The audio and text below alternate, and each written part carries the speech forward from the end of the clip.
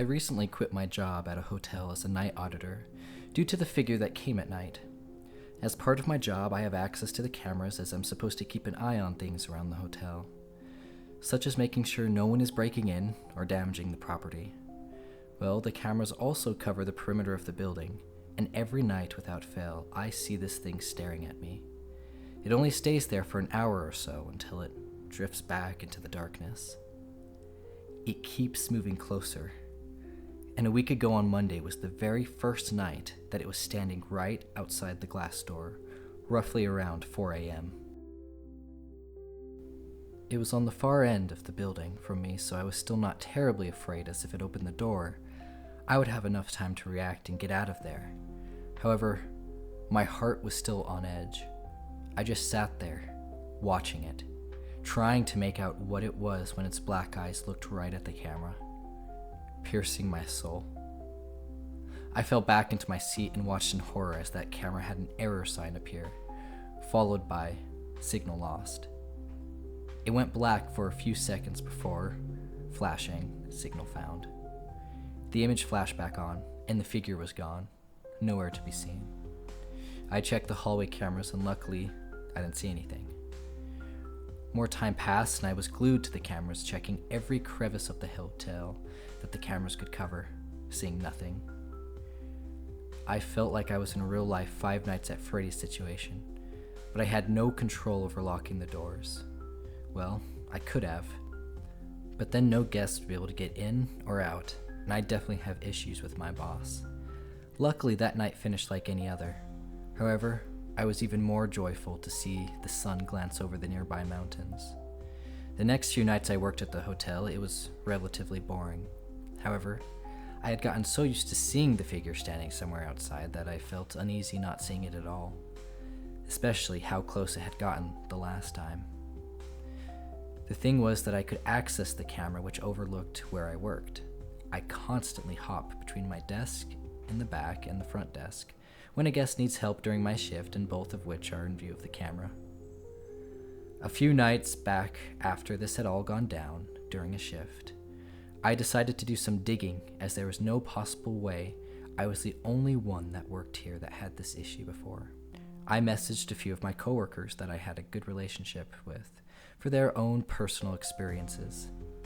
The ones that worked during the day said they hadn't had any issues at all, and the other night auditor said she personally never had any experiences, but that Brian, who used to work here, had mentioned he'd seen something similar. This gave me some relief, as I didn't feel completely insane. Although, intrigued, I asked my coworker if she still had Brian's contact. She did and forwarded it to me. I reached out to him through text explaining it all out, and I also mentioned that it was fine if he didn't reply at all, as I understood I was just some random stranger to him. It didn't take long for him to reply after sending the message, although I wished he hadn't, as what he wrote back struck a shock of fear down my spine. He wrote back, "If it has gotten inside already, just quit and find a new job." I messaged, "Why? What happened?" He texted back, "Read the old notes I left in the staff spreadsheet back when I worked. It should be around July of 2024. Also, don't message me again, so don't want any connection back to that thing." He proceeded to block me, never replying to any of my other questions. I waited until my next shift to go over the old staff logs. I went through hundreds of old notes by the staff, with most of them saying things like, "So-and-so is requesting to move their room, check in early or late," and the usual hotel staff notes. I used the find the words on the page to help narrow my search. After searching the word figure, I saw that it had a few responses pop up. I clicked on them and proceeded to read. The first one read, "Strange figure has been snooping around at night. I've investigated, but they always disappear before I find them." The next few were similar until I read one that started out with, "I don't feel safe anymore," and alerted the police as the figure man has been standing at the door looking in for half an hour. Something fell off. Update. The man left before the cops arrived. It was interesting to see that nearly the same thing happened to Brian back in the day. I was nervous to find out what happens next as I noticed the time had just passed midnight during my shift. I still had 7 more hours until I could go home. With nothing but time on my hands, I kept reading. The man showed up again during my shift, but this time they were inside the hallway. I was weary of calling the police as they weren't so happy last time I called them. And no one was there, so I didn't. That's all that was written on that staff note. The final one on the subject before the notes went back to normal hotel information being passed from shift to shift was, the man stood outside the door to the employee front desk office for 3 hours. I had asked through the door for the person to move or leave as I couldn't open the door without hitting them, and I got no response. I called the police, but before they got there, it left. I checked Brian's employment record, and he had quit shortly after this event took place, not even giving a 2-week notice or anything. He didn't stay long enough to see what happens in the end, and it felt like I was the one who was going to do it. I quickly checked the cameras to see if I saw anyone or anything, although it was dead silent all across the hotel. We were only filled to 30% occupancy at the hotel, so it was a slow night. I glanced my eyes across the hotel cameras, and then I saw my worst nightmare. The figure was inside the building.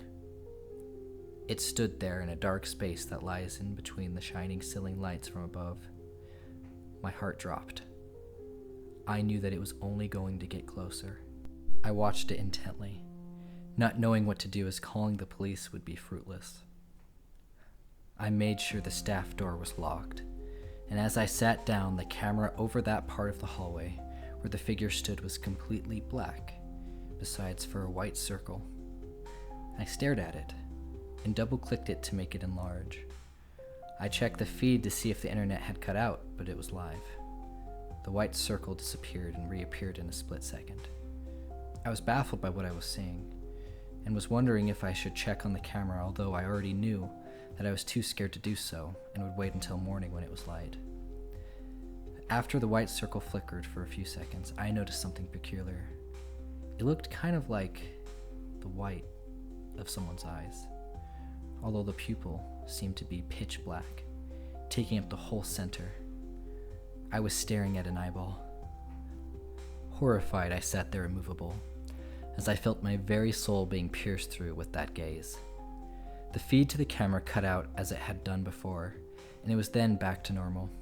The figure was gone. I didn't know what to do. My next shift would probably be where it stands at the door, and I was not mentally prepared for that. The rest of the night was fairly normal besides a strange black and white cat that walked around the side of the building.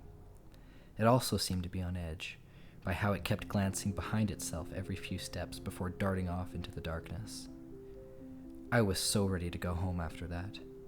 Although after getting home when I was trying to fall asleep after my shift, I felt dread building up in my pit. It was sunny outside, and I had light dampening curtains because of my job. However, I was too scared to draw them back, so I hopped straight into bed, covered my face in the covers, and drifted off to sleep. In my dream, all I could see was the white circle. My body was stiff, like thick concrete, and I felt completely and utterly trapped. I tried to scream, but nothing came out. Attempting to wake myself up, I shook my body rapidly, and that did the trick. However, only my consciousness was awake, while my body felt paralyzed. It felt hard to breathe, and I noticed my room was pitch black, even though I had left the curtains open. I could feel a presence in the corner of the room, and I could see 2 white circles resembling severely dilated eyes staring at me. It then proceeded to deform and start crawling on the ground towards me. My heart was empty as it crawled onto my chest. I couldn't breathe. I couldn't do anything but stare at it. Scared to death, I passed out and woke up to my curtains drawn and the afternoon sun rays resting on the bedroom floor. I was so relieved to have that dreadful nightmare over, as I never had felt that sensation before. Looking it up, it fit the perfect picture of a sleep paralysis demon, and I'm glad many other people had experienced similar things. However, it still didn't rest easy with me that I was going to work that same night. I dreaded it with all my being, and felt like doing what Brian did, and just quitting. although I would feel bad for my colleagues that would get stuck covering my shift until they found someone to replace me. So I decided to show up to work anyway, bringing a small pocket knife which I kept concealed. It added at least a little comfort. Upon starting my shift, I did the usual opening shift tasks like cleaning and wiping things down and reading over the previous staff notes of the day. There weren't too many guests staying over at the hotel that night either, which made me even more uneasy as that means there would be less people up and about. I'd much rather deal with someone yelling at me for something than whatever that thing was waiting for. Another hour flew by until it was 1 a.m. and still nothing. I started to feel a little better about the situation, leaned back in my chair while pulling up a movie, as we're allowed to do what we want as they mainly need a warm body present to help hotel guests in the middle of the night. Anyway, I'm watching Parks and Recreation when I saw one of the cameras flicker. Pausing the show, I leaned in to see that it was the camera that was down the hall from the door I was behind at the front desk area. I began trembling, as I knew what was next, and I watched the door like a hawk. However, it never appeared. I sat there, staring intently until I saw another flicker on one of the cameras, and it was the one in the office where I was sitting. The camera in that office is behind me and films the rest of the office. I felt as stiff as a board as I felt a cold presence behind me. The figure was right behind me. I couldn't take my eyes off the screen, and my body didn't budge an inch. I didn't dare look behind me, but there was nothing I could do. So I sat there for a full hour, motionless. That thing didn't flinch an inch either. Cold wind brushed against the hairs on the back of my neck that stood straight. It was as if that was the breath of the creature. The phone near the front desk began ringing. Wanting so bad to answer it, I slowly began to move. I watched the camera as I did this to see if there was any movement from the thing. There was none. I continued to slowly swivel my chair while still keeping my attention forward. I stood up. Walking to the front desk, I answered the call, and it was someone in one of the rooms asking about what time breakfast was. I answered him in the coldest voice I ever had, as I couldn't even pretend to have an ounce of joy. He seemed put off, but didn't have enough time to say anything as I hung up. Afterwards, I looked forward to the window and saw the reflection of the thing standing from the back desk that I had left with the cameras displayed open. It hadn't moved an inch. I took 3 breaths, mustering all of the courage I could, and quickly flashing open my pocket knife as I turned around. I saw nothing. The figure was gone, and I breathed a sigh of relief. However, I was horrified to go back there, so I stayed at the front desk until the end of my shift. I went home, called my boss, and quit. I mailed back my uniform as I don't even want to step foot near that place again. I haven't been back since, and I still have no idea what that thing was. All I do know is that I won't be the last one to experience that.